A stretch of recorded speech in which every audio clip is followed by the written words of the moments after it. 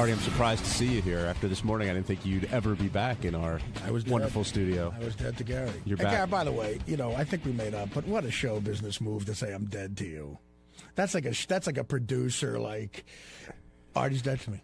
That's like what Jerry Bruckheimer says to you. I got to be honest with you. One of his charity hockey games. I got to be honest with you. I'm not so sure we made up. I mean, Howard said we made up, but we didn't really. We never really made up. I came in here today to really tell 1/10 of the audience that heard you this morning you're sorry.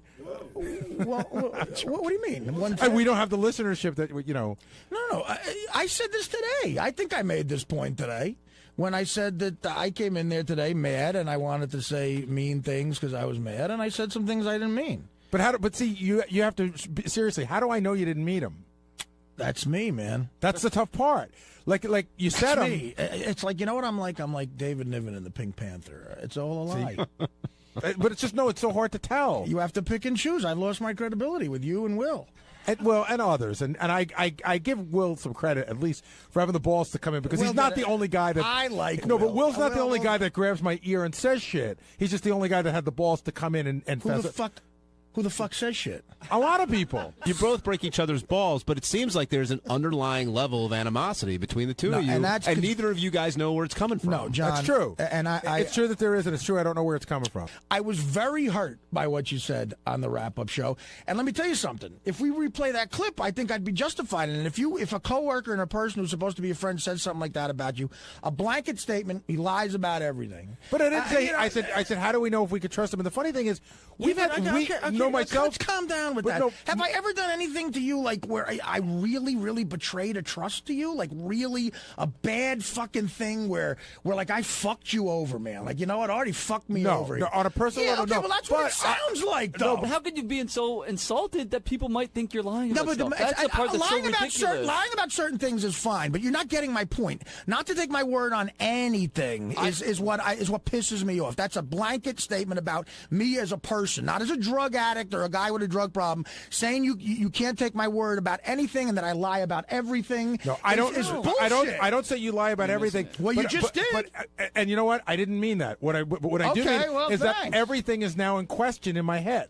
That doesn't mean you lie about everything. Well, it means everything's in question. Then that's your problem, man. It's a problem that's not that hard to have. It shouldn't be in question. It shouldn't. And I'm not the only one. I'll give Will credit. You keep saying that. You're not the only one. Let's talk about you. I'm talking about you. I'm not sure when you're telling the truth. That's me talking. That's it. I can't say it any other fucking way. I'm not positive when you're telling the truth anymore. Tell me one time outside of like drug stuff you think I've lied to you. I don't know. I'd have to go back and look at it. Because I've never done it, Gary. I guess not. Of course I haven't. You want to get on here and be interesting by just calling me a fucking liar. So I'm not taking it anymore. Okay, you said how you feel, and I said it's tough to know. All right, okay, good. It's tough to know then. I'm sorry you can't figure that out. Listen, I'm entitled to an opinion, Artie. Okay, then it's a dumb opinion. I'm entitled to opinion. I'm entitled to think it's a dumb opinion. And you're totally entitled to think it's a dumb opinion. It's all entertainment, Gary. But how do I know when you're entertaining me or not? If you don't know that, then you are a monkey. What are you talking about? If I say something so I funny, should know that you might have lied about not going to the shrink?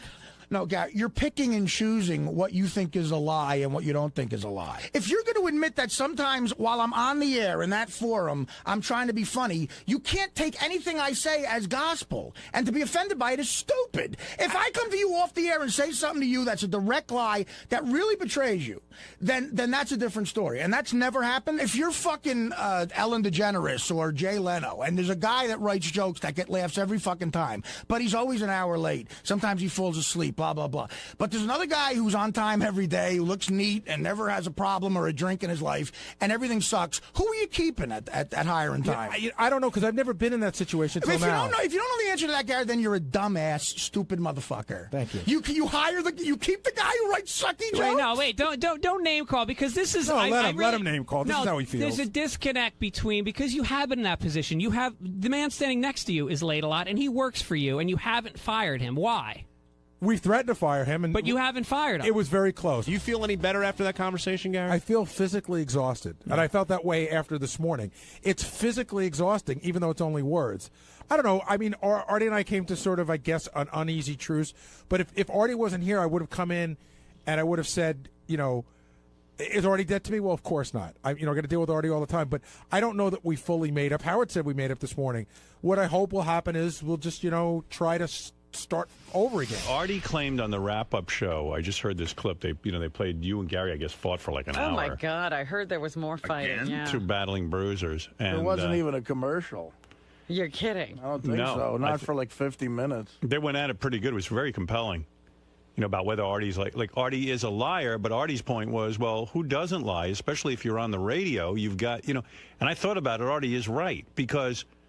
Artie's right about what? Okay. Gary was upset. Here's the argument in a nutshell. Gary's upset because Artie lies about his drug use, and therefore lies when he says, I can't come in today, I got a stomachache, but it turns out he's battling heroin or something like that. So he's saying, how do I know you're not lying all the time? And Artie's saying, look, I don't lie all the time. If I didn't have a job on the radio, I wouldn't have to lie to you at all.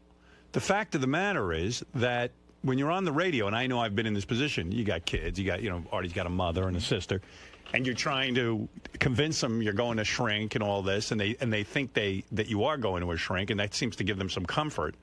So then he gets on the radio and he goes, well, I can't tell everyone I'm not going to the shrink because then my mom's going to find out about it and it's going to wreck fucking my life. It's sort of like the Bill Clinton lie about not having sex with Monica Lewinsky. You can't tell everybody because Hillary will hear. Right. So, but Gary said, look, Artie, it's my prerogative to feel shitty that you lie to me. He goes, but Artie goes, but you lie to everyone too. Everyone lies on the air. It's like there are times you just have to.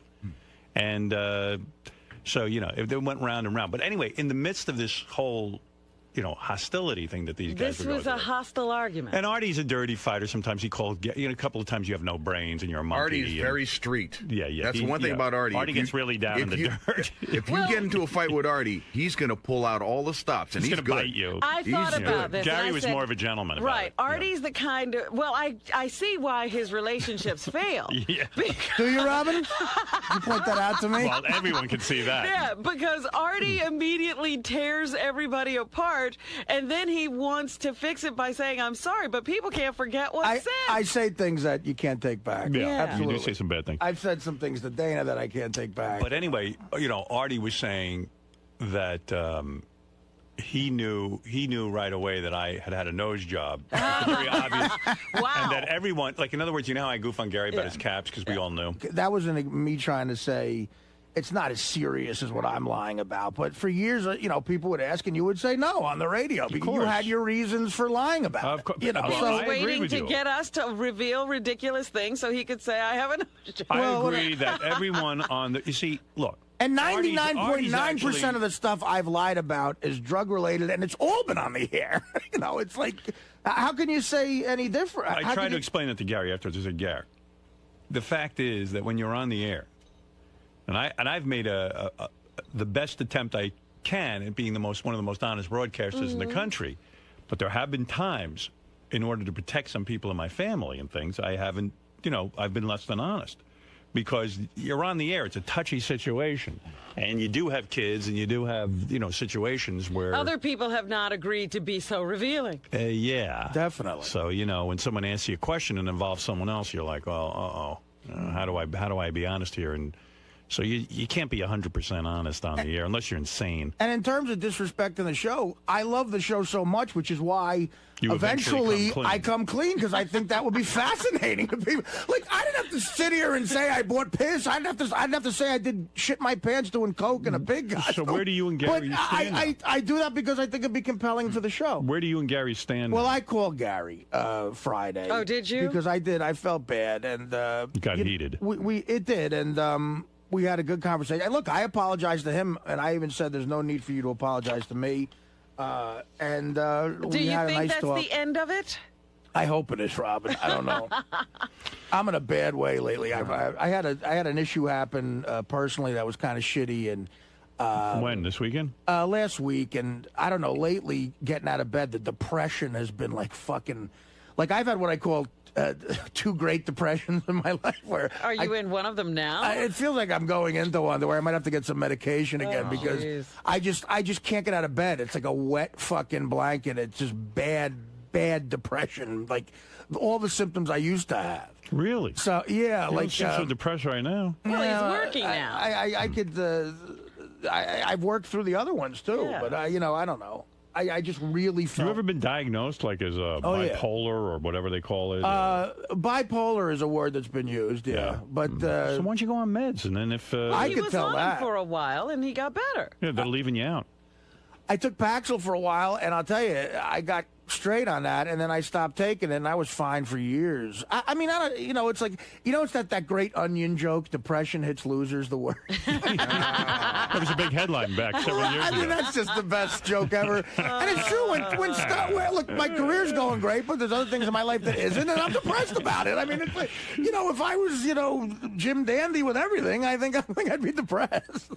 Yeah, maybe you just suffer from depression. Shit happens, and you get depressed about it, Well, hey, sorry to hear you're going through that. But I'm all right. I'm here. Yeah, you look good to me. I think me and Gary, agreed to a truce. I think I call Will too.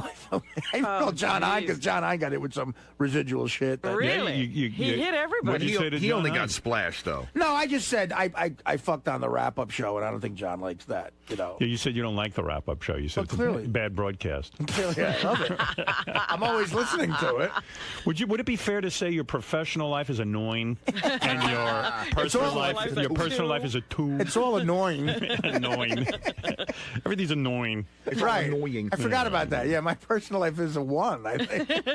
Let's see. Yeah, well, there's a ton of email about this. I'm sure. Some attacking Artie, some attacking Gary, some attacking me for not sticking up for Gary, calling me a pussy because you let Artie walk all over Gary. Oh.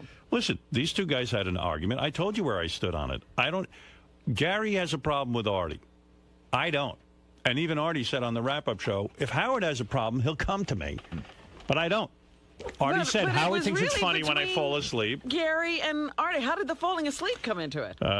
Just everything got dragged. Oh, wow. I mean, Gary said to me... This guy says, Howard, you pussy, you let Artie walk all over Gary while you sat there like a pussy. Tell it like it is. Don't you agree Artie is a liar? I agree that we all lie. Well, but when two staff members argue, Howard always lets it go. I mean, it's funny. If I interrupted that, I would have gotten such shit email like, why can't you let anybody argue? Right. Yeah, why do you have to make it about you? You're always going to get shit. Doing it right. What did you say that, I mean, listen, Artie and I definitely have issues with each other, but Artie's the one who brought it up the other day. In other words, I wasn't looking to pick a fight with Artie. Right. He was mad at something I said. Well, no, you were on the wrap-up show and you had said that Artie is a liar and that it really bothers you and you don't trust Artie about anything anymore.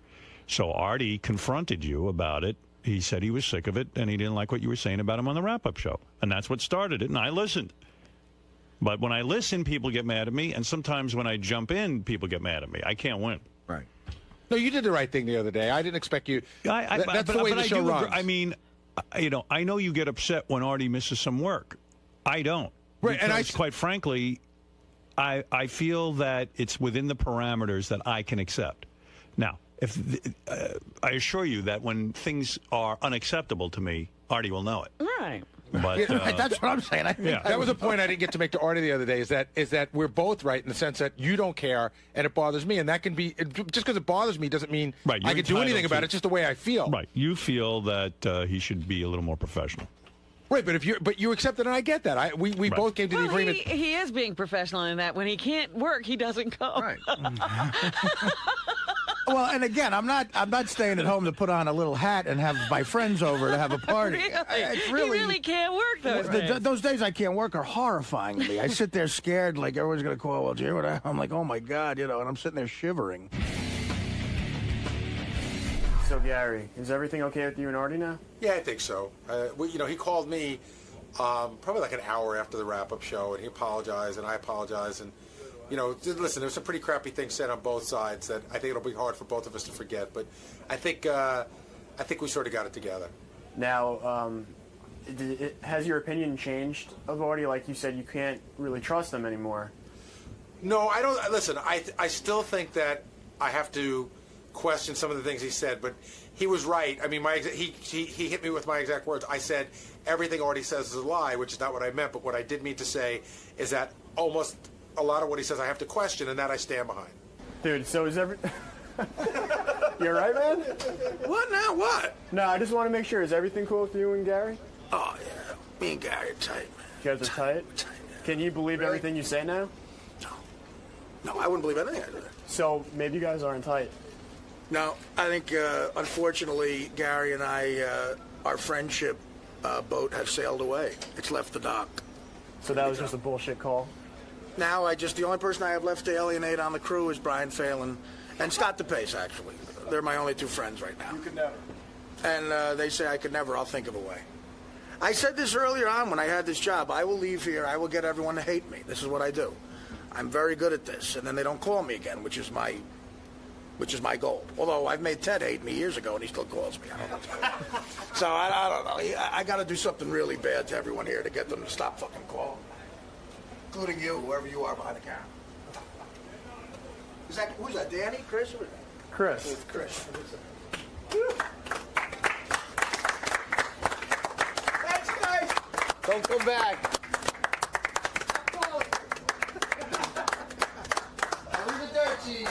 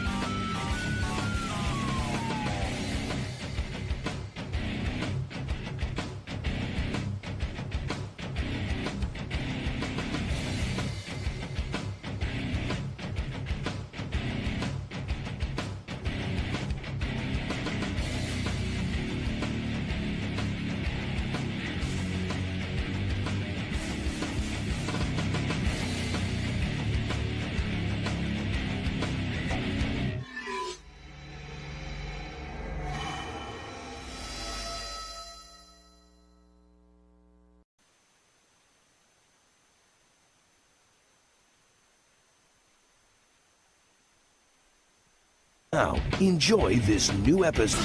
Yo, it's your boy Charlie Murphy. I'm down here to hang out with my man Howard Stern. We're going to go, talk about my upcoming show this Saturday at the Nokia Theater.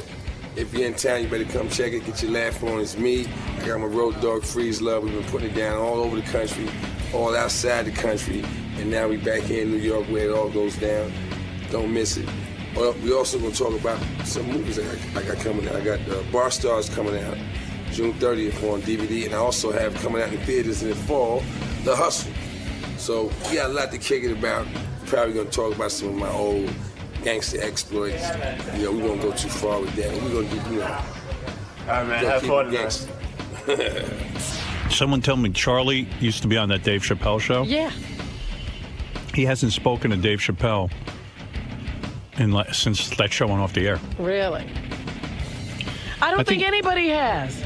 I think Chappelle had a complete meltdown. Yeah. He just said, fuck everything. Hey now, Charlie. Hello. What do you say? Charlie, good seeing you. We can have How you doing? you gotta get Give me more than 5, brother. What's the matter with you? Roosevelt. Good man. Yeah. The Roosevelt handshake. Roosevelt forever. Forever. Let's hope it's not forever. Yeah, stay out of there. Yeah, let's stay out of there forever. You never go back to Roosevelt, do you?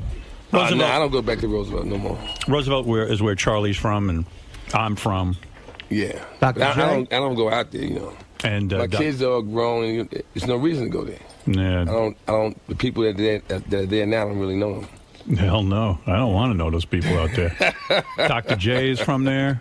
Who else? Dr. J don't go to Roosevelt. No. In fact, he lies. He won't even admit that he was from there. He says he's from Freeport. He says he's from Freeport? Yeah, he thinks that's cool. Who else? He has his own basketball court in Roosevelt, too, dedicated to Dr. J at Roosevelt Park. Flavor Flav is from there. He don't go to Roosevelt. No. Although they caught him a couple of years ago running around Roosevelt, Flavor Flav. But now he's too big. He's too big now. Now he's got stuff going on. Yeah. I was just saying how you still haven't spoken to Dave Chappelle since the end of that show. Well, actually, I have spoke to Dave a few times, but in the last, I would say, 3.5 years, I don't think anyone. What? You know, my speculation is Dave had a complete nervous breakdown. Well, I don't speculate on it. Whatever it was, you know. What? Come on. What do you mean you don't speculate? That was a major thing for your career to be on the Dave Chappelle show. It was very major, but, you know, whatever's going on with him must be, obviously, it's something that he doesn't want to discuss with the public. So he doesn't even want to discuss it with you. Yeah. You're not the public. You're not the public.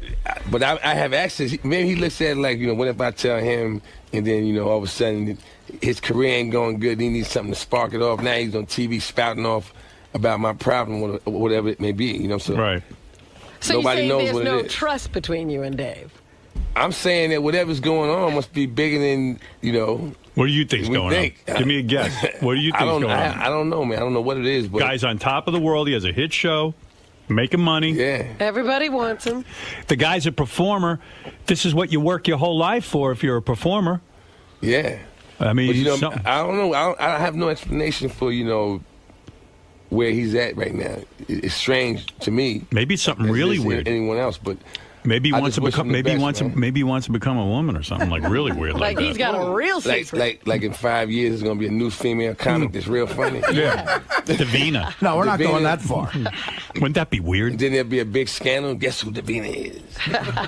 Wonder what he does all day, Chappelle. Well, he does a lot of stand-up. What he does? Yeah, I think he does a lot of stand-up. From what I hear. That's the point I'm trying to make, man. I don't see him out there. I don't think he's doing a lot of stand-up. Me neither. I always hear stories about how he's doing 7 hours on stage. That was almost a year ago that happened. Yeah. These are stories, my friend. Hey, listen. You don't see him. He's you just become hear. legend. Now they make up stories. Well, I think he's going to be like the Boris Spassky. Do you think he gets up? He just vanished. He'll come back in 10 years. You think masterful performance and vanish again? Do you think every 10 years he does a masterful performance and vanishes? Believable. Do you think? He gets offered a lot of movies and stuff? He must, right? I'm because sure people are still interested in the dude. Yeah, man. Who wouldn't want to work with Dave Chappelle? I don't know, but anybody would. Yeah. But he's turning down everything. Yeah. It's weird to me. I mean, when you're a struggling comic for years and years, you're not making a lot of money. I mean, let's face it. And you're working hard. You're working hard. And then you get this huge success. But, he was rich before, a lot of people don't realize, he was rich before the success of He was? Yeah, people forget. I mean, he was Tom Hanks' best friend in You've Got Mail. He was in Con Air. You don't get a lot of money for that. But I'm saying he was a comic selling out clubs all over the country and doing major Maybe he was the king of your retreat. From what I understand, he was rich from doing stand-up, from before the show. Really? Yeah. When you say rich, what are we talking? You're not talking about like your brother, Eddie Murphy's money. No. That's mega. That's crazy money. That's different. But the first day I ever sat in the Jackie chair, first day ever. Yeah. So it's May of 2001. Chappelle was in on the news, and afterwards, I knew him a little bit from clubs and stuff. We went for a walk. We were both going to the same place. Right. And we walked for about an hour in the city. And this is about a year before Chappelle's show hit. And he was saying how he already hated the movie business because he had to play Eddie Griffin's second banana and Undercover Brother. And yeah, that's my point. So he finally got to be the guy in front. But he had a lot of big network deals before really? that, very lucrative. Yeah. And my buddy who worked in advertising calls me up and goes, "Hey, Art, do you know Chappelle? We just heard you on Stern with him." And I go, "Yeah." He goes, "BBD, we got an offer from Right Guard." Oh, to do a commercial? Wow. And we want to pay him $750,000. Oh, no kidding. They're talking to you. Yeah, he made a lot of money, man. And that's the pre-Chappelle show, Chappelle. Wow. $750,000. He made a lot of money. What do I know? So that probably has a lot to do with why it may just be as simple as I have enough money. I want to be with my kids. I want to be there when they come home from school. It could be that simple, man. Maybe he never really had. This takes that from you. Maybe he never really had a struggle. You know what I'm saying? Well, he was a kid actor or something, right? He hit big when he was 19. He was doing comedy when he was, I think, 17. nine or something. Much like your brother, I think. Yeah. What the hell could you talk about when you're 9? He had such a dirty act when he was 9. I just got a hair on my balls. Yeah. I mean, what would you talk about? Funny stuff is being at one of those shows and having a comedian that's that brave at that age. Yeah. And seeing the reaction of everybody. What did that kid just say? He went to high school. He went to a high school for performing arts down by D.C. I think. Right. So by the time he was 19, he was a polished fucking, much like your brother, like a really great, polished stand-up comic. And been around. You know. Speaking of your brother, what the fuck's going on with him anyway? You been talking to him? I know you talk to him every day on the phone. Well, wait a minute. He's just being a playboy right now. Yeah. He's having fun. Seen him at the game last night. He was courtside at the Lakers game. Really? But what we haven't talked about was him flying the whole family to some island. He didn't fly the whole family because I wasn't there. Marriage that never happened. No, I couldn't make it. So, but you were invited. I was invited, but I couldn't make it. It wasn't going to make sense for me, you know, with my schedule to fly halfway around the world for one day. One day? Why doesn't he put everyone up for a week? No, I'm saying for me, because I had other obligations. It would have worked out where you're there for one day and then you fly back, you're jet lagged out. Then he married that broad, and then 2 weeks later he was divorced. No, they never got married. They never got married. They never got married. I thought they'd gotten married. They had a ceremony, but they said it wasn't real. He got married, Howard, but it was not legal in this country. Yeah, but why would you have a ceremony? Why would you go through It was a Fantasy Island wedding. Mr. Rourke did it. Rich people, man. They're all crazy. Yeah. They're all crazy. It was a Fantasy Island wedding. No kidding. Tattoo, Mr. Rourke. See, you're probably the only guy who could go up to your brother and, like, goof on him for that. You know what I mean? Say, what the fuck are you doing, man? What are you doing? Yeah, man. It was, hey. It's crazy. That's Hollywood. That's Hollywood, man. You know what, though? He falls in love too easy. Eddie. He does, man. Well, he had just gotten out of that Spice Girl thing. That's the other thing, man. I hope Eddie's holding on to his money, man. I love Eddie Murphy. Eddie has plenty of money, and that's one of the problems. You don't have to worry about him. Yeah, but you don't knock up a Spice Girl. You know she's going to come at him with all the lawyers. You know it, man. She has money, too, man. Who, the Spice Girl? Not like Eddie Murphy money, man. But when you have money, she doesn't have to have Eddie Murphy money. She's well off. She got enough money. Yeah. She still wanted money. Some of these girls are greedy bitches. I'm saying, but if you're well off, how could you justify wanting money? No, but some you're of these, well off. No, wait a second. Some of these girls are greedy bitches. No matter how much money they have. You can say you want it, but you're not going to get it. Yeah, you're well off. No, but she's still going to say to Eddie, listen, you're the father. You got to chip in. I'm not paying all. Even if I got $100 billion. And we had a human baby, right? The baby's human. Right. Okay, he requires the same thing as any other baby. Right. It doesn't need, my baby has to have, everything. Yeah, the baby has to have special artwork. I think there's some broads and some lawyers crazy enough to go, no, the baby's not human. It has special needs. It has special needs. Special needs baby. Yeah. But you're the uncle. This baby eats kryptonite. Yeah, do you get to see your nephew or niece or whatever it is? Have you seen the baby? I've seen pictures of the baby. I've been on the road, Howard. I've been on the road, man. But you're the uncle. You like it ain't my baby. I only seen pictures of the baby. You know what I'm saying? Yeah, but you are the uncle. I am the uncle, yes. You are the uncle. I am the uncle. And I have a hard time seeing my own children, so. Where are your children, anyway? Right in New Jersey. In Jersey? Yeah. They're living in there? But you live where? I live in New Jersey. Oh, okay. I live with my kids. We live in the same house. All right. So I get to Who see does them. that anymore? Yeah, really. Well, I'm still doing it, man. You're old school. What are you, high? What's your story? I got shades on, man. You do drugs? What do you do? What type of drugs? Do you smoke weed? Absolutely. You do? You love it? You hear my voice right now, right? It sounds like you're smoking weed right now. You love weed? Do I love weed? No, I don't love I love people. Right. I don't love weed. No. I love people who can get weed. Yeah, I love people that can get weed. People that smoke weed and people that have no problem with smoking weed. How often you smoke weed? Quite often. Really? Every day you smoke weed? Quite often during the day. Really? Mm-hmm. Maybe you got a problem. So what? If that's your problem, with all the problems that these people have, man, come on, man. That's your problem. It's not a big problem. That's not a big problem. I mean, it's not a big problem at all. You got people that go to jail for snipping other people's shoes, man. Right. So that could be my problem. You smoke? I could be able to, Charlie, do you sniff shoes? Howard, I don't want to talk about that on the air. You smoke with your bros or with your hoes? I don't got no hoes. Right. But yeah, I smoke with the bros, man. Yeah, you got a posse? Like you got. I don't have a posse. No, I don't have a posse. To me, that's unnecessary. Do you have male friends? Me, I got my manager, and I have my opening act, whose name is Freeze Love. He's normally with me, and that's it. But who do you hang out with on the weekend? I mean, when you hang out with kids. Your kids, I know, but not 24 hours a day. Even your kids don't want to hang with you that much. If I'm not with them, guess what? Then it's by myself. Because really? Because work, you're always around people. And when do you write your comedy? When do you do that? When I'm by myself. When you buy, that's when I can think of stuff and everything. But when you're entertaining other people or engaging with other people, nothing new's coming up. Right. You got to recall that. Yeah, you're pretty serious about this comedy, man. You really. Oh yeah, man. I had to be serious about it because I knew what I was up against when I got involved. I knew what everyone was. Their first thought. Oh, okay. Well, your brother. We'll see what's going to happen with this. Your brother finally gives you some respect. They all give me respect now they do. They see me last. Right. But in the beginning, the first couple of years, it was like, okay, yeah, all right. Yeah, right. Eddie Murphy's brother. Big deal, right? Then all of a sudden, man, you come out and you're a funny dude. I've been around. Man. Fuck everybody. We went over. To Sweden, man. Yeah. And I remember I told him I was going over there. It was like, you going where? I was like, we're going over to Stockholm, Sweden. Really, for what? To do comedy. They got real quiet. To do comedy. I said, yeah. Hey, tell me how it was when you get back. I said, okay. I went over, went to go on stage. The dude introduced me. Vlasniten Sluten Slaten Charlie Manfe. I was horrified, like, oh no. But you know what?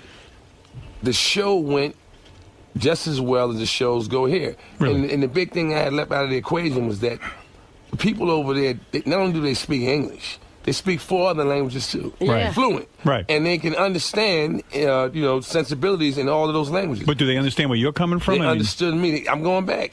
You're going back to Sweden? They have me Sweden? back over to tour the whole country. Look at you. So yeah, it was great. And you can see Charlie Murphy in Bar Stars, available on DVD June 30th. What's that, Bar Stars? Bar Stars is a movie I did about 2 years ago.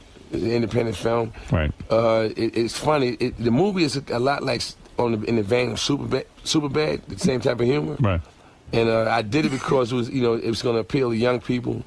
It's these guys in college, and the film was funny. He was spoofing the bar scene over a 3-generation period. Right. I actually worked the door at this bar for 30 years. Like, you see me in my young 20s, and then I'm in my 30s, and I'm still there. I'm in my 40s, and by now I'm kind of bitter. Yeah, and you're still I've been dealing a with the doorman same for thing. 30 years. It's kind of like Van Wilder. I mean, he was in college for 11 years, wasn't it? That was the theme of it. And you're the doorman for 30 years. 30 years. That's Ryan Reynolds, by the way. You like that movie? I know, Van Wilder. Yeah, Van Wilder, Ryan Reynolds was in there? Yeah, he was a Van Wilder. He's the guy. Yeah, we had Alanis Morissette, and he just broke up with her. He went off with Scarlett Johansson. That's got to suck. I was thinking about that. That guy's lucky. He had both of them? Yeah. Oh, he fucks like a rabbit, this guy. Talented guy. Talented. He's good looking. That's his thing. He's not so talented. Yeah, that's his talent. That's a talent. I felt real bad for him. He knows how to give up great profile. Imagine, it's like today in the paper, front page, Scarlett Johansson. Everywhere she turns is Scarlett Johansson. Scarlett won't go away. When I break up with a woman, I hope she's like a loser and she never dates she just again. never gets press again. You don't want to see your woman. I even feel like your brother with that wife of his. She's out every night with some guy. Isn't she? Who is she dating? Strahan? Yeah. Strahan. Yeah, she was Strahan. Yeah. That's what I'd be saying. I'll tell you, if I was single, I'd date her myself. She's got a lot of money. She got Eddie Murphy money. And she's good looking. Except she got kids. No comment. Yeah, it's a weird scene, huh? But look at you all straight and narrow. No comment. No comment. Well, you can't hang out with Eddie now because he's all single. Right. Why not?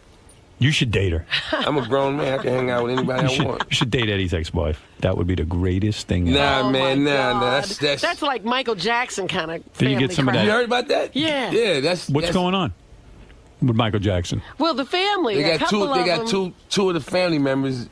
What is it? Jermaine and Randy got a baby with the same one. One was married. Can you Jermaine imagine? just got divorced from her. Can you imagine if you said to your brother, "Listen, I'm dating your ex-wife." Your brother would I would get stolen on, man. That's how it goes down. That's crazy. Bananas. That's bananas. That's no. Although you'd have Eddie Murphy money.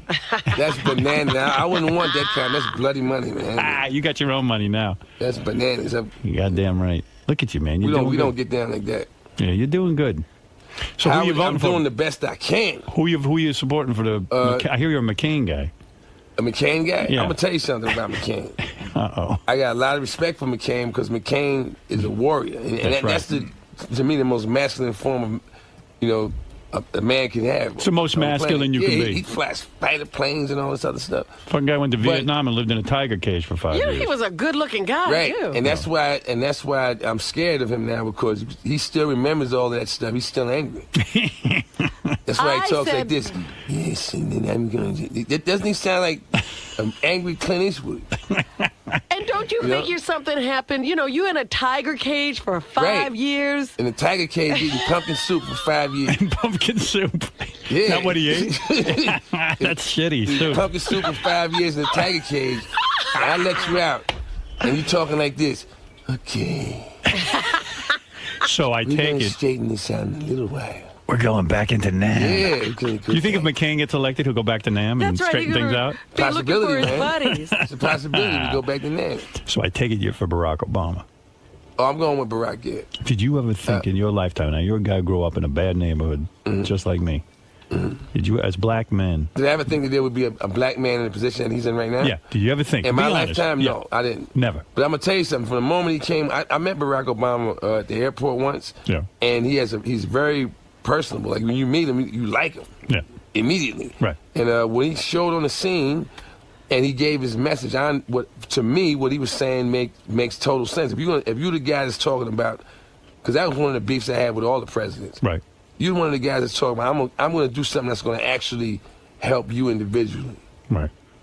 It's going to touch you personally. Yeah, that's the guy that, nobody ever came to me. Nobody ever had a message that added up to that for me. How is he going to help us personally, though? Well, I don't he's understand. talking about doing things... What's he going to do? To reinvest in the infrastructure of America rather than to be reinvesting into the infrastructure of Iraq.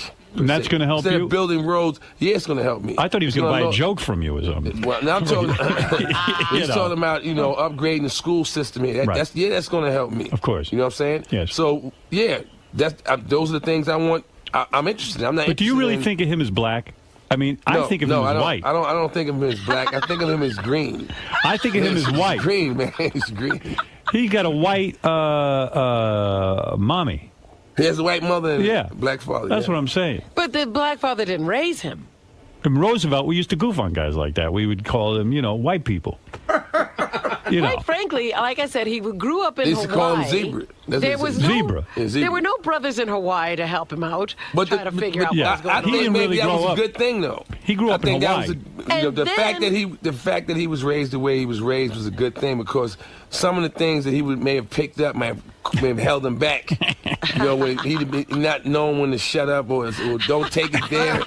Don't take it there because now you sound like this one. Right. He never came with he never came off as a radical. He just came off as a dude that was coming with a message that was about everybody. But don't you find he's studying black now? Like he's trying to learn. Well, he became black as an adult. Yeah. That's what I'm saying. He's trying to catch up. He didn't even know what one church thing about to being join. black he hired that Reverend Jeremiah White to turn him more black. Well, one thing about being black is inescapable.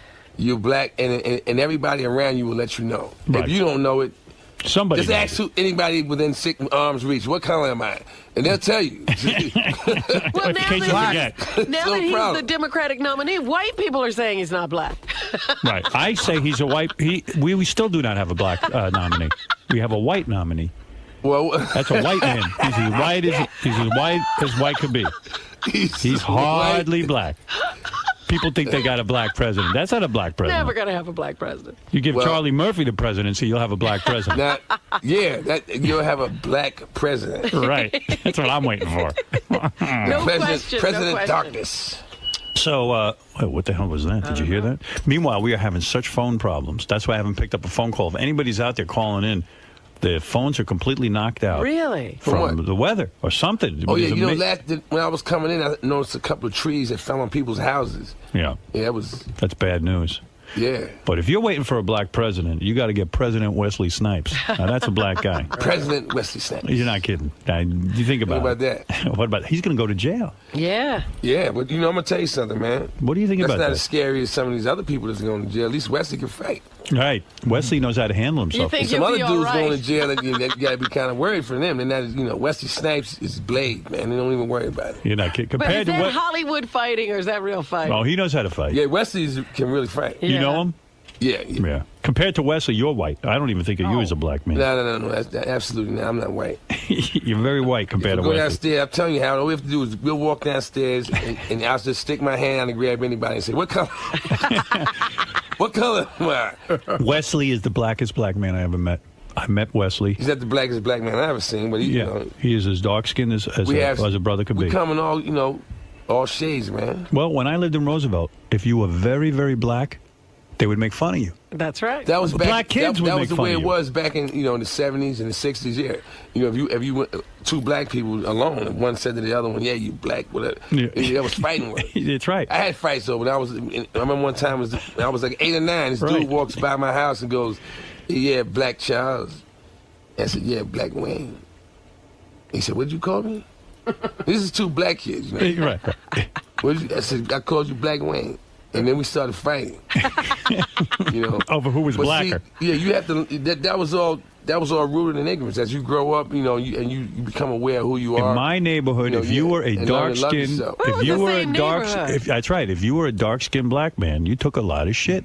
But you took it on either end. Let me tell you something. Even now, if you grew up in a Jewish neighborhood, you don't know nothing about being black. Like, I'll give you an example. Barack Obama had the exact same message. Right. But he had my complexion. Oh. Nobody would have heard the message. That's right. That's what I'm telling you. They could have never got past, hey, this guy's blue-black. They could have never got past that. And that's what, in essence, he's healing, is that ignorant way of thinking, because, anywhere you go in the world, no matter what kind of person you're going to hold up and say, they represent a race or whatever, you can go find an example of that person that is doing whatever you think is high-tech. So you're saying he has benefited from being a light-skinned black man. No, if he was as black as you were. I'm saying that it's good that he's because of him, maybe one day somebody that's darker than him can do the same thing that he did. He's so concerned about getting darker. He's been putting on sunscreen. They call it Barack Obama. One of those big floppy hats. Had him in a big floppy hat. Yeah, sunscreen and big floppy hat. If he gets any blacker, he could lose the whole thing. He cannot afford to tan. He had one of those big, yeah, he looked like a plantation hat. A beekeeper's hat. He had a beekeeper's helmet on. I just want to say, too, my point, what I was saying about Barack is that I look at it like this, man. America is composed of, is a melting pot, and it has everybody here. Everyone's here. So I would like to see everybody get a chance to drive in a car. Not just Barack, but let's everybody. Next thing you know, I think every race has somebody. You'll want an Asian president. Yeah, why not? Are you saying? Why not? Asians live here. Asians live here. All right. You know what? Why not? Why not have a president? Why not a female? All of that. Why not? I'll have a black president, but not an Asian. It should always be about who's going to put it together and make everybody. We almost had a broad running things. Look at the bullet we ducked there. Jesus Christ! Oh my God! Could you fucking imagine? I felt bad for Hillary Clinton because before Bill Clinton used to be an honorary black man, and now the election happens. There's this whole nomination process, and even the black guys are going, Bill Clinton's a fucking racist. Everybody turned on the guy. Am I right or am I wrong? In a way, he did show his hand kind of negative, You think so? See, I told you. I don't feel that way. I feel you weren't listening to what he said. He was an honorary black man. No, but he was doing little things like going, be sure you know what you're doing now. I mean, you're going to have to live with the decision you make. When I see you saying stuff like that, putting it that way, like, what do you... It's like you're talking to one of your kids going... Are you sure you want to marry that guy? And when you're doing it like that, when you're running for election, you have to say you better be careful about your decision. When you're running for election, you have to go for blood. I understand that. But I think you're being a little sensitive here. No, he said other things.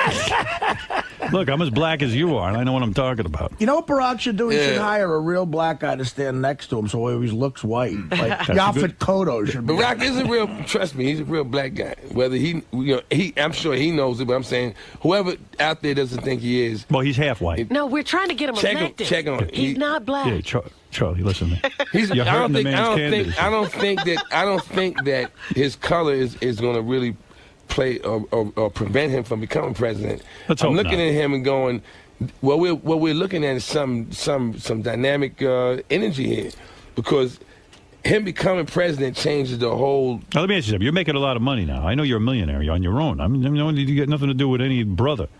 Well, that's why I'm endorsing Barack Obama, because... But let me ask you something. Now that you're a rich dude... Yeah. You're going to get taxed like crazy with this Barack Obama. He's going to raise your taxes. Barack Obama was talking about, as far as what I understood him saying, was he's talking about corporate taxes. No, he's taxing everyone who makes more than anyone who makes more than $200,000 a year is rich to him. Yeah, well, that's you. Let's put it in perspective. Go ahead. If my taxes are going to go up, go ahead. Okay, to help somebody who has nothing. All right. Okay. Okay. And you show me that this is what's really going down. It's not like you just taking my money. Aren't you paying enough taxes though? Can't they fucking spend this money properly? I'm living comfortably. You know what I'm saying? Yeah. I live comfortably. So, I pay a lot of taxes, but then I go, I live comfortably. How many houses you got now? Anybody, I have one. You have one house. Anybody that's rich, that they pay a lot of taxes, right. but they live. And I look at their house. Their taxes are not preventing them from living in the house they live in. That's true. So that's how you got to look at it. Well, all right, man. That's how I look at it. All right, we'll see what happens. I'm not arguing with you. Listen, we got to talk about the big show you're doing. The big show. Charlie's one funny dude. Mm-hmm. Guy knows what's going on. He's been observing life for a long time. Observing. He seems to know what's happening. You hear him on this show. He's funny. He's got a way of putting things. And I've also had some extreme experiences. Like what? What's the most extreme experience you ever had? This year? Yeah. Okay. I slept on a freeway in West Virginia. What do you mean? Why would you sleep on the freeway? Okay, let me explain how it happened. We did we did a show at Radford University. Right. Right? Right. There's only one road that goes, and I forgot whatever highway. There's only one highway that goes from Norfolk to Radford. And we go there and we do the show. We have a 4-hour ride back. 1 hour into the ride, in a pitch-black West Virginia highway, all the traffic just comes to a dead halt. Right. And we sit there from 9 o'clock at night to 7 o'clock the next morning. Oh, my God. Wow. The highway was closed. I'm sitting in the car going, I've never heard of a freeway closing down. What's this about? Yeah. And then if the traffic finally opens up and they let everybody go and we get back to the hotel and then you turn the news on, and the reason why the freeway was closed was because they had a sniper. Oh. I know you had to hear about that on the news. Yes, I did. He shot 3 people. Wow. And we was in a big white Hummer limo, which would have been a perfect target. You know what I'm saying? Yeah, you got to shoot somebody. Shoot the guy in the limo. Shoot that limo. Right. But we ended up spending the night on the Do you house. get paranoid as a black man that they're closing down the freeway because you're on it? Do you ever I didn't think know. that? No. Especially in West Virginia, there was a hotbed of racism for a while. I don't get paranoid. I get stuff like You that. think there was a report? As long as There was a report they saw a black man. They saw a black man driving through town. And There's a couple of coloreds just did comedy at the. Did some comedy, made some communist jokes. Right down there on the freeway, there's a black man in West Virginia making communist jokes. Making communist jokes up around here, these parts. Well, listen, you're doing good. I'm proud of you. Yeah, I've been blessed, man. I got to admit it. You got any movies coming up? With you wrote 2 movies with your brother. You wrote other movies. Yeah, and I have the movie Bar Stars we spoke about. And then there's another film. You know that guy Al Shear that was on BET? He played hits. And he was also in Glory Road. He was one of the players. And he's on Ashton Kutcher's Punk. He's just like his sidekick. Me and him did a film together. It came out real funny. It's called The Hustle, and it should be coming out in the fall. So, I'm working on, a couple of things, and I'm trying to get a TV show with Pauly Shore right now, too. No kidding. All right, well, you got a lot going on. So we got it. And say hi to your brother for me, too, because you know what? I don't know what he's doing. You don't never go to L.A.? I don't ever see you out there. Never. I haven't been there in 8 years. Yeah? You got to tell your brother, slow down with these broads. Why? Because if you're not married, why slow down with the broad? No, just don't get engaged and married. And don't knock him up. I think he's good. I think he's good with that. Tell him to wear a rubber. I think he's good with that. He didn't wear a rubber with that Spice Girl. Hey, man, He's got to. Neither did the next guy. Well, you got to think about it. Listen, Charlie, it's always something we don't know about all that. Charlie, it's great seeing you. Charlie, how'd it go in there, man? Oh, man, it went great. You didn't hear it? Yeah, I did. It was good. Just want to see how you saw it. That's world-class radio. That's how it's done. See, if everything falls apart, I know I always got a job. So what do you like the most about doing Howard's show? Is that you're free to do anything? What I like about Howard Stern is that you can basically talk about anything, and it's all, it's done the right way. If you want to do this type of radio, watch how he does. All right, man. That's how it goes. Thanks for stopping by. A live, brand new show. I'm trying to figure out which mic George is on. It's been so long I can't remember. George, what mic? George is here. Hold on, wait. Hold on a second. Say something. Good morning. Good morning. Guess Am I on? Yeah, I couldn't remember which. Good morning. How are you? I couldn't remember. I'm just fine. I couldn't remember which switch worked the microphone for your. And which switch am I? You're number 4. I'm number 4. Number 4. 1, 2, 3, 4. What a great voice. How are you, George? An iconic voice. When's the last time you were here? I think it's been more than 3 months. It's been much too long. And congratulations to you on many, many counts. Certainly on your upcoming wedding and the merger of Sirius and XM. There's another marriage, that's right. And congratulations to you on California allowing gay marriage and the fact that you and Brad are getting married. I already sent you. Did you get our gift yet? No, not yet. Yeah, okay. We've been out of town an awful lot. Oh, all right. Yeah, I'm a happy guy to be hitched to the guy I love with loving family and friends surrounding us. How much happier can one get? It almost became like the biggest thing in your career, even bigger than Star Trek or Heroes. I'm telling you, the way the press covered it, we weren't quite prepared for that. We were just swarmed by that massive media coverage. Well, there's you, there's Ellen DeGeneres. Yes. And last weekend. Yeah, I mean, that's it. You know, here gay marriage went through, but they needed to put a famous face on it. And you guys were right there. You became the spokesperson. Well, you know, we're doing what we wanted to do, and our Supreme Court finally gave us, well, they said, you know, you guys have been living in sin for 21 years, so it's about time you made it legit. That's right. Might as well make you legal. Are you nervous? When is the wedding? It's the 14th of September. Okay. Next month. Did you get a marriage license yet? That's when we got that massive media coverage. I see. So we do have the license now. Now, when you get a marriage license, because I've been looking into this, you've got to. Oh, you haven't gotten yours yet? No. Oh, you haven't? No. Oh, even though it's been reported everywhere that I'm married. That's right. I don't know how the fuck that happened. I mean, there must be 5,000 reports I could play you about that I got married this weekend. And I wish everyone would calm down. Who cares if I'm married or not? I'm telling you this. I never saw such interest in a non-thing. Too many media outlets. Yeah. And they love to get it wrong. Yeah. I mean, they had us already married, too. All we did was get the license. Yeah, so you got the license. Did you have, you have to have a birth certificate? Oh, you do? Yeah. A driver's license? We didn't have to have our birth certificate, only our driver's license. That's it? And $70. You have to have a birth certificate? Oh, yeah. You have to have, there's 4 or 5 things you have to have from each column, and you have to match one of the columns. Really? Yeah, Not in California. You have to have a birth certificate, a driver's license. I've got to have my divorce papers. You're well, I want you to prove that. Yeah. You have to prove you're divorced. It's a whole fucking deal. I thought of a couple loopholes, though, for George. You could, I think, they just specified gays getting married, not 2 men. I think you could have said. No, they said marriage equality. But I think you could have years ago gotten married and just said you guys weren't gay. You just were 2 guys who wanted to get married. No, you couldn't. What are you talking about? Yeah, you just say, look, we're not gay guys. We just want to get married. So when my question was, when you went down to the, City Hall, the City Hall, go. Did you have any thoughts like, wow, this could fuck everything up. This could mess it all up. Did you have any kind of trepidation? We were a little nervous, not because of that, but because it was, something that we hadn't expected to happen, and we were really excited about it. But how did people know you were going down to City Hall? Well, the press, this was the first day that marriage equality was going to start happening. So the press was there en masse. And when we showed up, we were just, swarmed by them. We couldn't move. And then they asked, the mayor of West Hollywood was making a speech, and they asked me to make some comment at the same time, too.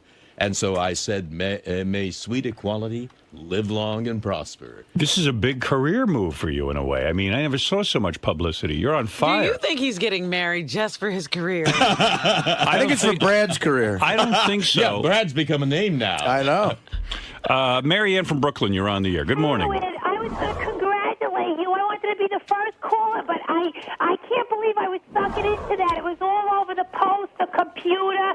People were calling me wherever I went. People said, I said, yeah, I guess.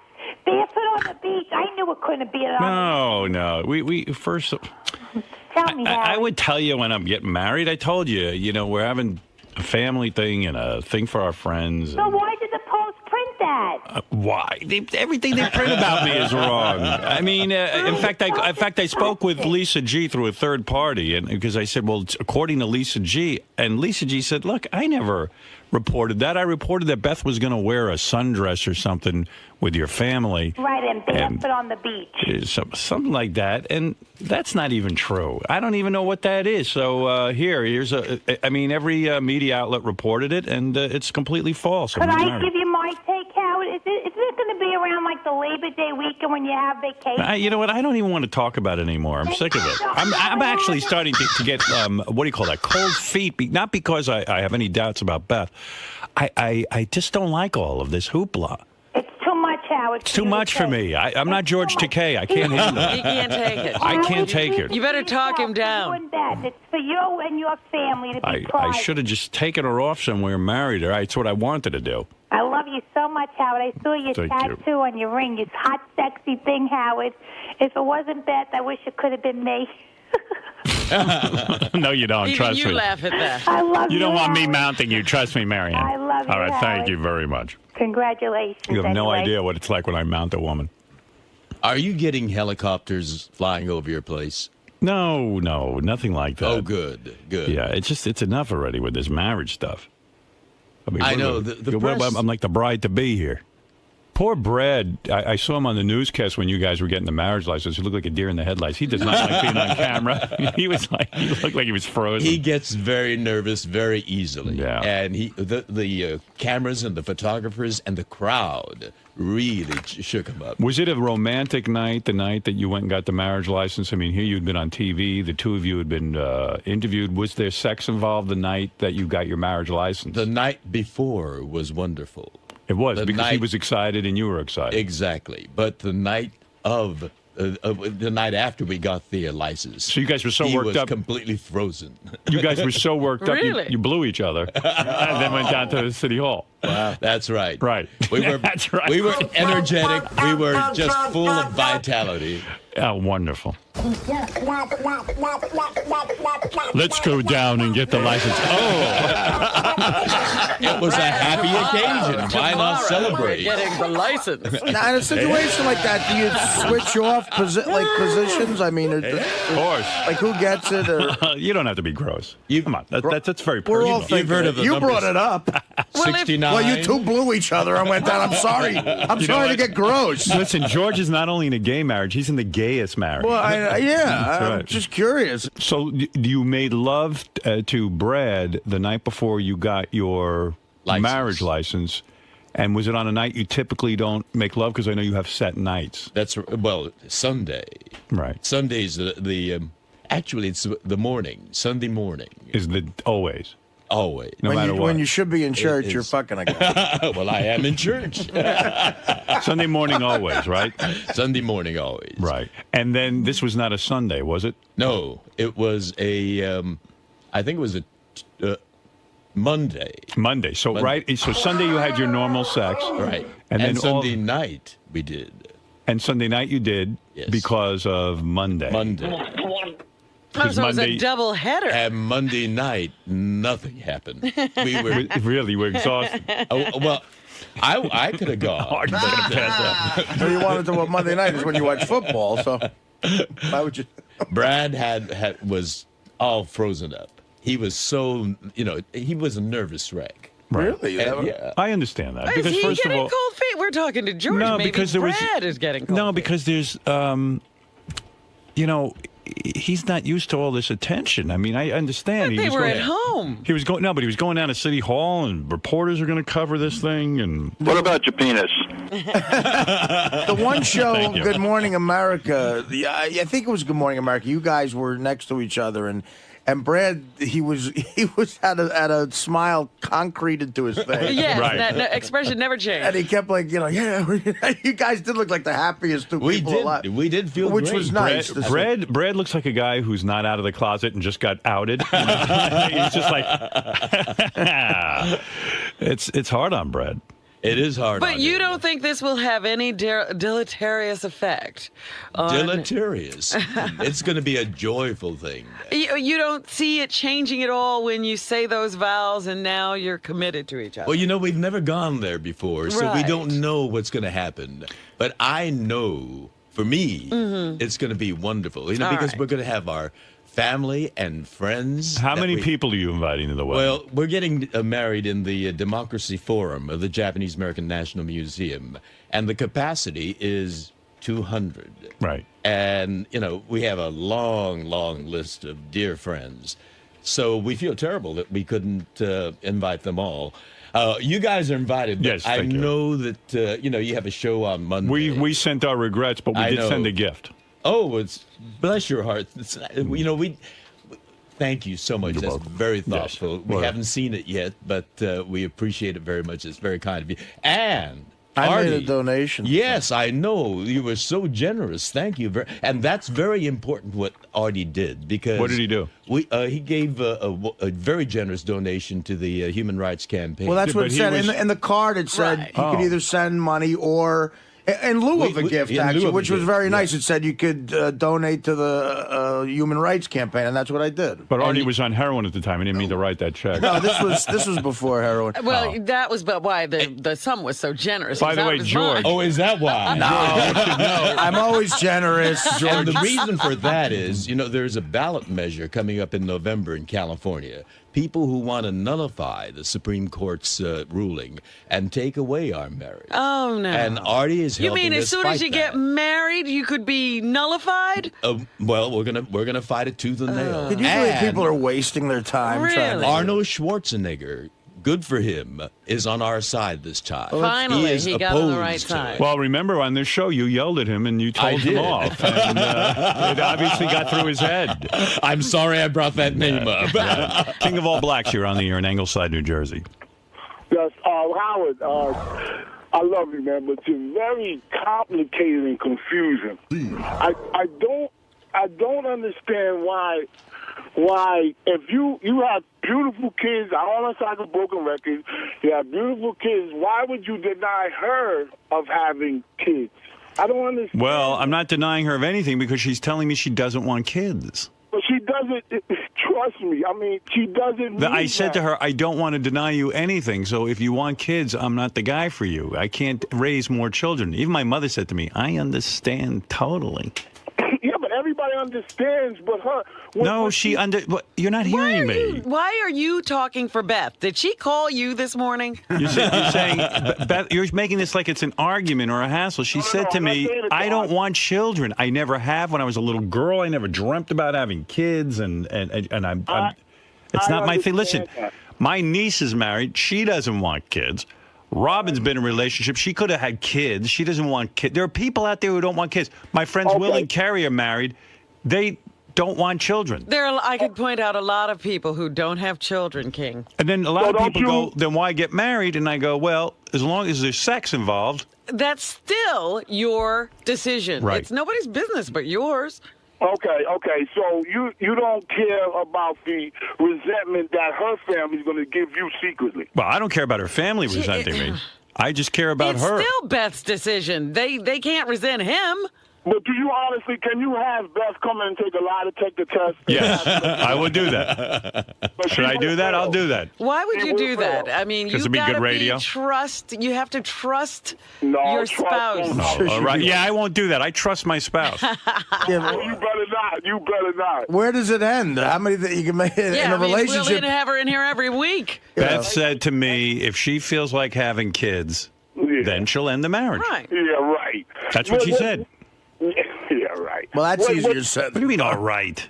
Don't let love blind you. Listen, what she's saying is because I know how you might be. I perceive you as being kind of like subtly controlling a little bit, and like in the sense that she's going to say what she thinks you want to hear. Right. Well, maybe so. But let me tell him something. There are people who change their minds. That's one thing that can happen. She right now does not want to have children, and this is a fine relationship for her to be in. But there are also people who say, you know what, I want to be with this person so much, then I'll give up that dream because I want to be with them. Well, she's the first one. She told me last night she loves being with me. Right. As I was sitting there goofing on the Olympics. Well, obviously she loves being with you, and you love being with her, but she's still saying something that she thinks you want to hear.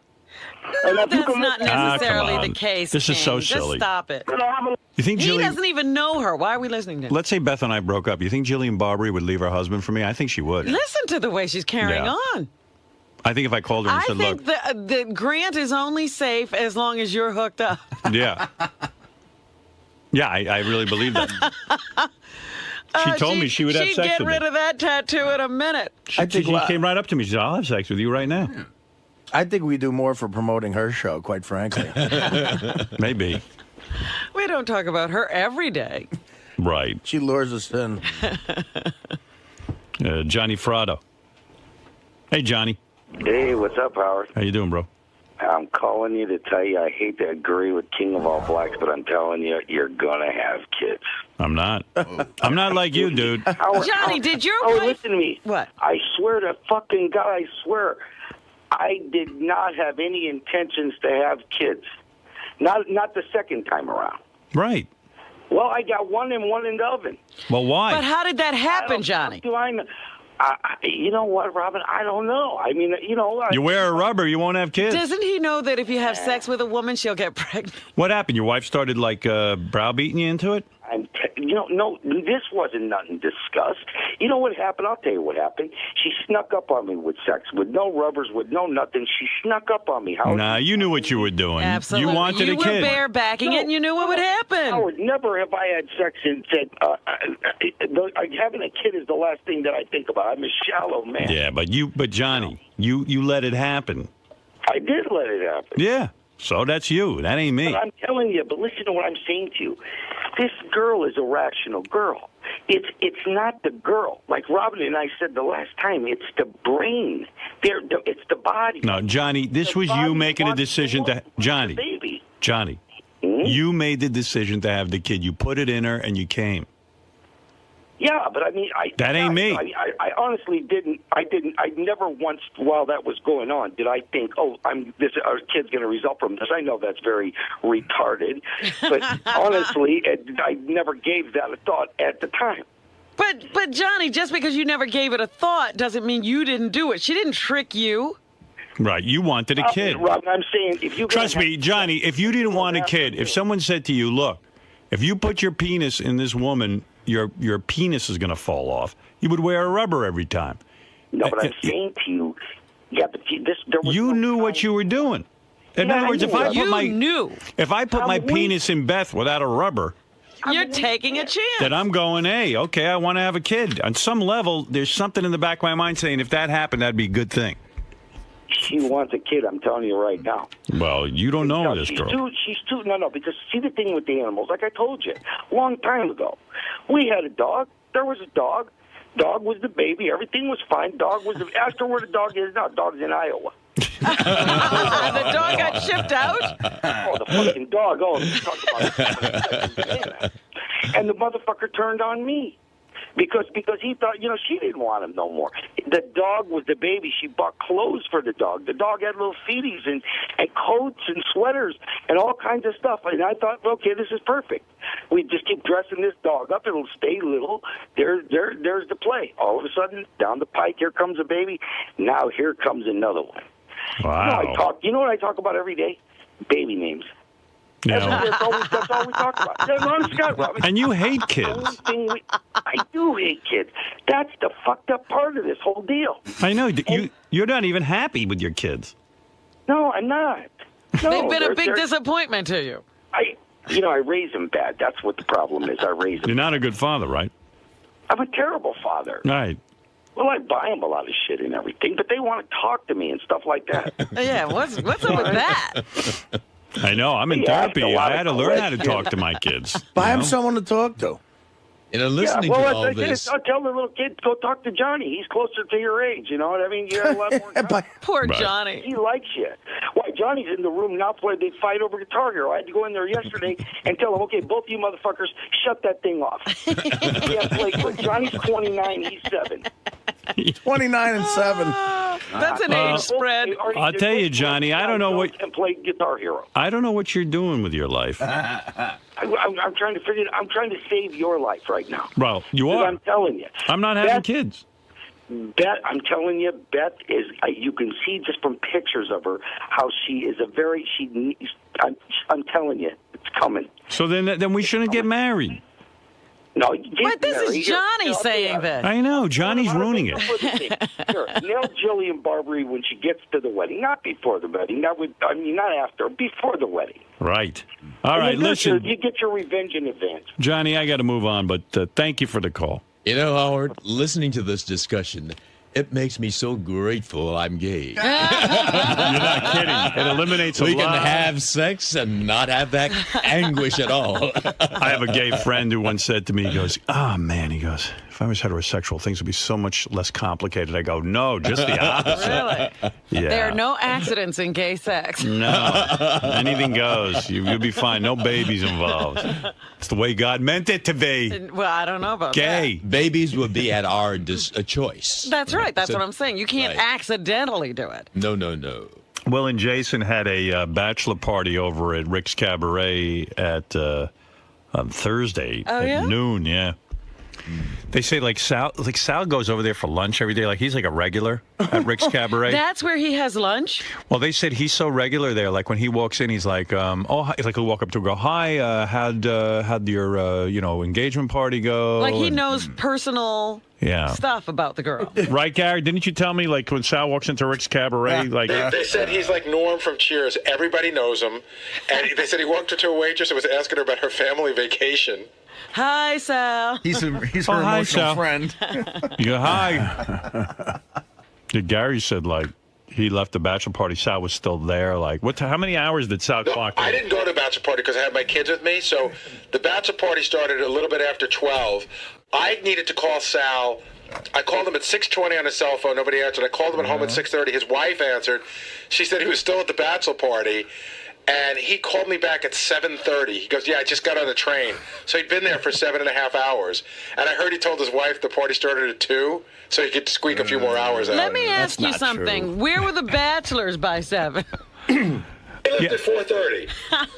Well, dude, what do you do there for 7.5 hours at Rick's? It's like anything else. When you're having fun, time just flies. Right. Yeah. You didn't realize what time it was. No, I thought it was like 4 o'clock. I had no clue. Back in the old days, I used to do 7-8 hours at the strip club. Did you really? Sure, right. Isn't it wonderful? Yeah. Isn't it wonderful? But yeah, I don't know what I've only been to Rick's about 3 times for lunch, and when I go there, I'm very personable. It's important to be nice to people. And 3 times you know about a girl's family vacation?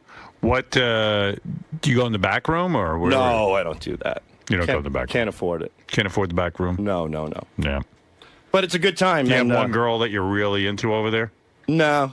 You're into them all. You don't have a Rick's wife? No. When you're married, any girl is good. Right. Lisa G is here. Lisa G from Howard 100 News. What Lisa. A weekend. Yeah. Lisa, what's going on?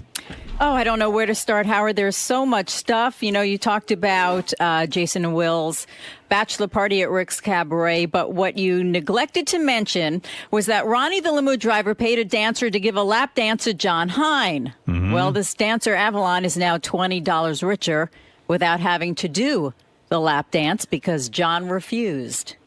Yeah, John's like way into his wife and no lap dance, no masturbate. He's married seriously. Yeah, he really does, and he's like, he never masturbates. He only has sex with her. I don't buy that. You know, Tom used to say that too. Remember, Tom Chiasano gave up masturbation because he thought it affected his marriage. You know, I think people are still afraid to admit they masturbate, and you know, like.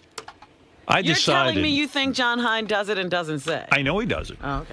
I mean, there's no, sometimes you just do it. And it's not because you don't love your wife, and it's not because you have a sexual problem. But you're saying he consciously does it and won't admit it. Yeah, he's embarrassed to admit it. He doesn't want his wife to know. But I'm telling you, he masturbates. Not a lot. I mean, I jerk off, like, if Beth's out for the night and I got some porn Like I told you I watched Strap on Sally the other night, and I'm not ashamed to admit it. And I had sex by myself. I think one of the major influences you've had on society, without question, this is all you, as far in my head, and it's a positive because it's more honest, is being okay with admitting to masturbating, watching porn, like, the small penis thing. Like every guy, it's liberating. Politicians aren't doing it, Well, the fuck politicians, but I'm saying guys in general. But it's right. It's odd now, since Howard became sort of a big star, that a guy isn't willing to admit that you masturbate, and John clearly is. I know a couple other guys who say, I never masturbate. How's it true? It can't be true. John loves this show. And I would assume would only be honest. Right. Now, some guys don't want to tell their wives that, some guys don't want to admit it. Even all the years I was married, like I'd come on the air and talk about jerking off, and then, even my wife would say to me, gee, did you really jerk off? And I'd go, no. Oh, you wouldn't admit it at home. I wouldn't admit it to her. And and I decided now in my new relationship, I'm honest. I tell Beth, I beat off. I beat off. Yeah. I did. You were out, and I beat off to Strap on Sally. You even admit that it's to Strap on Sally. And she goes, I want to see Strap on Sally. And I said, no, because you're going to think I'm disgusting. I mean, really. And, because I know she's going to be like, oh, those girls are so gross. Meanwhile, it's Carmen Levana and all these girls, and they're hot. That's nice of her, because maybe she wants to watch it to see what turns you on. We are shocked at what you think is hot. I know. You guys don't get it. They just don't get it. But Chicks hate when you're like a filthy broad. Right. But everyone masturbates, and everyone has sexual needs. John, get in here and defend yourself. Hey, Robin, What? like you masturbate now that Jimmy's not with you, right? Well, I masturbated during. You did? Even Lisa G masturbates, right, Lisa? Not now. No? Why? I don't know. I think it's a phase I'm going through. See, I don't believe that. You're abstaining from pleasuring yourself. And John, I believe that you turn down the dance, and that's great, but I do believe you masturbate, and I think you're embarrassed to admit it. Why? I don't know. Because you are. You don't want your wife to know. So admit it. Why? You're embarrassed. Because you don't want her to think you don't love her or something. Like it would be almost like cheating on her. Not at all. You're thinking about other women. Not at all. There's no way you haven't relieved yourself at some point or another. Your wife's on the rag or something, and you just go, you know what? I got to jerk off. I've got no reason to tell you otherwise. Like Artie was saying, especially on this show, the last thing you want to do is start lying about stuff like that. I say you've done it. Okay. And I don't care. And I think you're sticking to it now, and very much like a John Edwards kind of thing. Are you saying you never did? No, I have, but not. I can't. What I said was I can't remember the last time that I have. They do say, however, and John suffers from diabetes. Diabetes is supposed to affect a person's sex drive. That is true. So do you think your sex drive has been sort of quieted? I think so. I think it definitely has had an effect. Oh. Because I know with me, I'm constantly hard and constantly, having sex. I mean, I have to. If it's not with Beth, with myself. I mean, I need it. Sometimes he just knocks himself down. Yeah, I mean, I had sex with Beth yesterday morning, and then I was in the afternoon. I said, I want to take a nap. Maybe I should go jerk off. I mean, all of a sudden, I go, man, I'm 54 years old. This can't be right. I'm actually annoyed by it. It's like one other chore you have to do because I know. Well, no, listen. You feel it coming on. You go, look, there's no broad around. You're not dating somebody. You're alone. It's a Tuesday night at about 10. You had your shrimp fried rice. And it's you like, you know what? Want to go out. I know for a fact I am not going to be worth anything in a conversation until I jerk off. And I know George Takei, as great as he is, as great an actor as he is, I know he has to do it too because Brad does not give him the amount of sex he would even like. Well, that's right. But I was thinking, with age, it'll probably wane. But after hearing Ernest Borgnine, I know that ain't going to happen. How old are you now? Relief. I'm 71. Yeah, and you're saying you still jerking off? Oh, yeah. Wow. Now, did Brad if get it's just upset? Sunday. What? Sorry, George? If it's only Sunday, right. There's Monday, Tuesday, Wednesday, and Thursday. How can you marry, honestly, can I say something serious? Yeah. How can you marry Brad if, now I'm just throwing this out there, he gives you sex one time a week. It's not like you guys are in a marriage where you're going to have children or anything like that. Yeah. So if there isn't any sex, what's the point in getting married? There's dignity. Yeah. No, I understand all the gay rights issues. Right. But he's talking about the choice. I'm saying, why are you even with Brad? I love him. You love him, but sex one day a week, I mean, that's just got to be miserable. Well, there's cuddling, too, in between. And Brad is a good, decent, loving, caring guy. And he's a detail-oriented guy. He takes care of. But don't you feel like saying, Brad? Don't, what do you mean don't bogart that cock. Yeah. But what do you mean he takes care of you emotionally? Well, the first thing in the morning, he brings me a pot of green tea. All and right. he does. You could get a houseboy to do that. He's like a geisha. Yeah, you could get a houseboy to do that. That's true. But go ahead. It's different. When you hire someone to do it, it's a hired person doing it as a job. I got to admit, I would like if Beth brought me some tea. That would be nice. But she's having sex with you. That's right. So that makes up for a lot of other more things. regularly. Yeah. Right. Well, absolutely. And when you come to a point in life where you get used to a person, there's. But did you ever say to him, "Don't you want me more than one day a week"? Well, we cuddle. But you got a big, thick, gay heart on. It happens, and that's when I take a shower. I know, but right, so you relieve yourself. Yes, I do in the shower. Marry your shower. It'd be a lot nicer if Brad would do that. Yeah, it would be. But you don't see anything wrong with your relationship. Why are you bringing this up? Wait a second. Have you ever sat down with Brad? I mean, in a serious way, and said, "Hey, Brad, I love you. I think we're really compatible. I love the pot of tea you bring me in the morning. But, I would really, really like it if we had more sex. I'm not saying it's going to drive us apart or anything because I love you, but do you think to please me, we could be together on Wednesday night too?" Since you've introduced it, I will have that discussion with Brad. Why have you Howard always has to introduce it. Why have you never? But why do you think you've never done that? Are you afraid to do it? No, I'm not afraid. I just kind of, it's consideration for him. He's not interested in doing it, during the. But what about like if you just said to him, "Hey, I really, really want more"? Well, he gets very tense and intense.